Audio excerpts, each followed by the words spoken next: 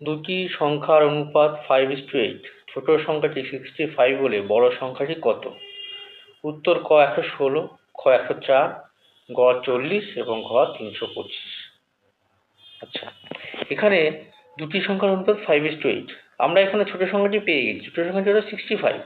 আচ্ছা, আমরা যদি এখানে লিখি, যে অনুপাতটা লিখি, ধরুন 5:8। ছোট সংখ্যাটি কত আমাদের এখানে? 65। তাহলে আমরা ছোট সংখ্যা এখানে ছোট সংখ্যা নিচে ছোট সংখ্যাটা বসিয়ে দিই। তাহলে 5-এর নিচে 65 আমরা বসিয়ে দিই, 65। তাহলে 5 কত গুণ হলে 65 হচ্ছে? 5 13 65। তাহলে এটা যদি 13 গুণ বাড়ে, এখানেও 13 গুণ বাড়বে। তাহলে আমরা এখানে কি করব, এটাকে 13 দিয়ে গুণ করে দিই। তাহলে এখানে 13 দিয়ে গুণ করলে কত হচ্ছে? 104। ছোট সংখ্যাটি 65 হলে বড় সংখ্যাটি কত হচ্ছে? 104।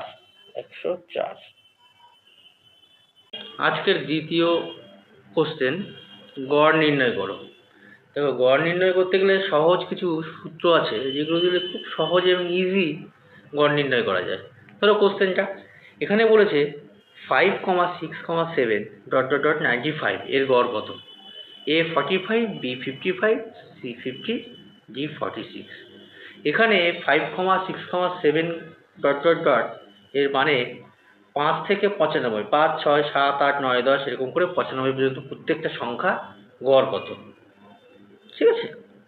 আচ্ছা, আমাদের এখানে তখন খুব সহজ সমাধান।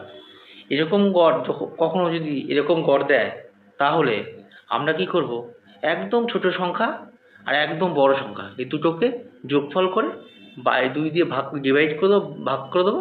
তাহলে আমাদের গড় বেরিয়ে যাবে। যে কোনো এরকম এই টাইপের যে কোনো অঙ্কের গড় ঠিক এইভাবে বের করবে।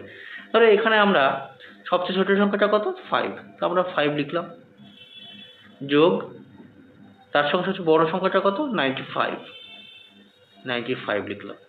তার সাথে কি বললাম? ডিভাইড 2/2 করে দিলাম। তাহলে আমাদের এখানে কি আসছে? 100, 100/2 ভাগ করলে কত হচ্ছে? 50। তাহলে খুব সহজে কত বেরিয়ে গেল? 50। আমাদের উত্তর কত? 50। কত সহজে আমরা উত্তরটা বের করতে পারলাম। আপনারা এই টাইপের অঙ্কগুলো প্র্যাকটিস করুন।